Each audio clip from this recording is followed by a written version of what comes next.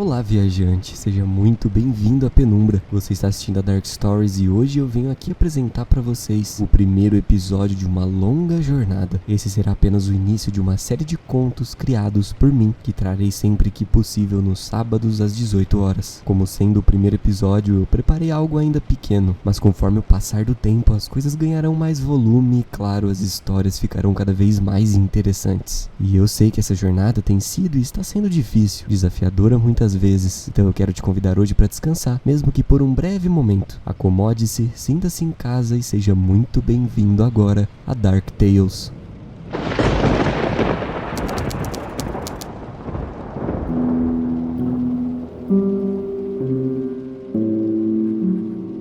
Muito perspicaz e resiliente é aquele que se deita em uma boa cama sem nem mesmo cogitar as mais malignas perversidades da reação psíquica ao total relaxamento do corpo. Naquele dia eu tentei gritar, eu lembro da minha posição. Quando eu me deitei, inicialmente deixei-me levar pelas mais belas alucinações intencionais que sempre me provocavam sono. Em paralelo, as aberrações mais macabras me aguardavam do outro lado, até que a quietude finalmente veio e eu adormeci. Agora totalmente indefeso e vulnerável, eu caminhava suavemente por uma pequena ilha litorânea. A orla, de certa forma, era bem mal cheirosa. As carcaças marinhas fétidas e pútridas dominavam a maior parte, deixando o resto ser coberto pela água e pela areia negra de um oceano indefinidamente extenso. Na minha frente, um enorme farol ocupava a vista do céu, que disputava sua escuridão com o oceano. Na paisagem ao alto, constelações se formavam atrás das poucas nuvens que ocupavam aquele mesmo céu. Então eu caminhei, não em direção ao farol, mas em direção àquela praia estranhamente patológica. O toque dos meus pés na água gelada foi o suficiente para eu perceber que eu estava completamente descalço. Naquele momento era como se o extenso oceano me chamasse. Com passos curtos e sutis eu avancei até a água chegar no meu pescoço e em seguida cobrir por completo a minha cabeça. Mas ao invés de encontrar a vastidão escura submersa, eu fui surpreendido por uma floresta muito densa. Aquele lugar era como se fosse intencionalmente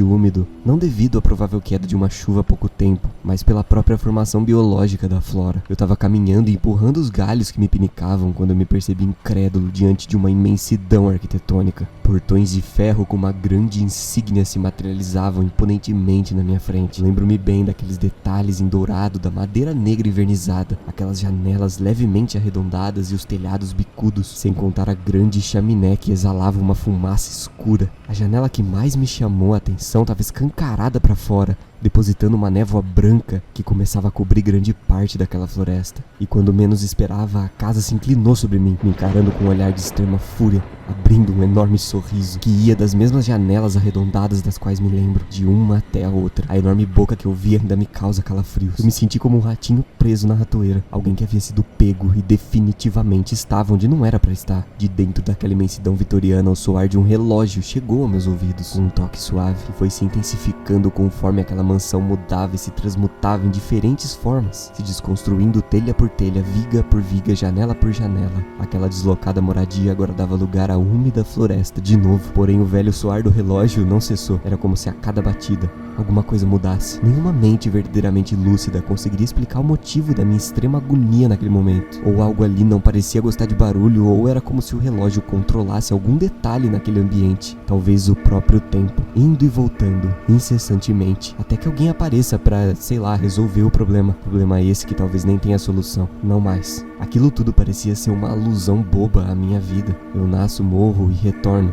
Um controle. Uma ida e uma volta, um começo, um meio, um fim e depois um recomeço. Definido por quem? Digo isso pois me arrepio não de pensar nas inúmeras possibilidades que o destino me ofertava, mas sim de sequer lembrar um relance do que aconteceu depois que eu compreendi o que era de fato o problema naquele delírio noturno. No momento em que eu notei, não era tarde demais, então eu corri o máximo que pude por aquela floresta bizarra que não saía do lugar, mas parecia me perseguir. Eu parei quando percebi que fugia de mim. Ao meu redor o mato e o cipó chegavam cada vez mais perto. Primeiro foram os meus pés, em seguida os meus braços. Eu tava completamente preso. A única certeza que eu tinha era de que em minha reclusa casa eu me debatia feito um louco na cama. Em frente a mim surgiu das trevas um espelho, que não refletia a minha própria imagem, mas sim me mostrava o que parecia ser uma memória. Através do reflexo eu procurava por mim mesmo em um indescritível e imenso campo de grama branca. Aquela paisagem não possuía fim. Era impressionante e amedrontadora, pois eu estava ali, do outro lado do espelho, diante de algo que eu não tinha controle, diante da minha própria consciência. Então eu acordei, e como já imaginava, o lençol estava encharcado de suor. Eu liguei o lampião, assim que percebi que todas as velas do quarto haviam se apagado, sem a influência de nenhuma corrente de ar. Nem dei bola pra isso, eu consegui reconhecer o significado do que me foi mostrado. Através daquele espelho, de fato era eu, mas o motivo dessa carta e o motivo da própria ação em si é que o único eu era justamente a pessoa que estava presa lá, naquele sonho, procurando por mim, pois há muito a minha alma e carne não estão mais conectados. O último sabor que esse solitário homem sentirá será esse amargo do álcool, porque também há muito nada pra ele importa. Então, ao relento da noite, acima de onde será o meu futuro descanso eterno,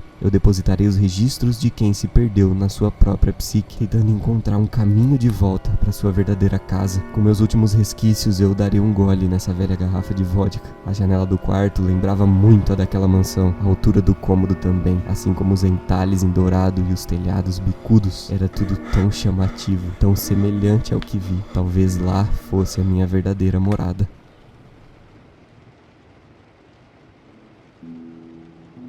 O que aconteceu com esse pobre homem? Onde ele foi e por que ele fez tudo isso? Por que ele viu o que viu? Me diz você aqui nos comentários o que achou de tudo isso. Eu vou ficando por aqui. Eu espero de coração que você tenha gostado desse conteúdo e mais, gostado do conto. Novamente eu reforço, esse é apenas o comecinho de uma jornada muito longa e interessante. E não se esqueça, claro, de vir fazer parte da Penumbra. Deixe um like nesse vídeo, se inscreva no canal e ative o sininho para não perder mais nenhum conteúdo como esse aqui sobre esses assuntos e mais. Nos vemos em breve.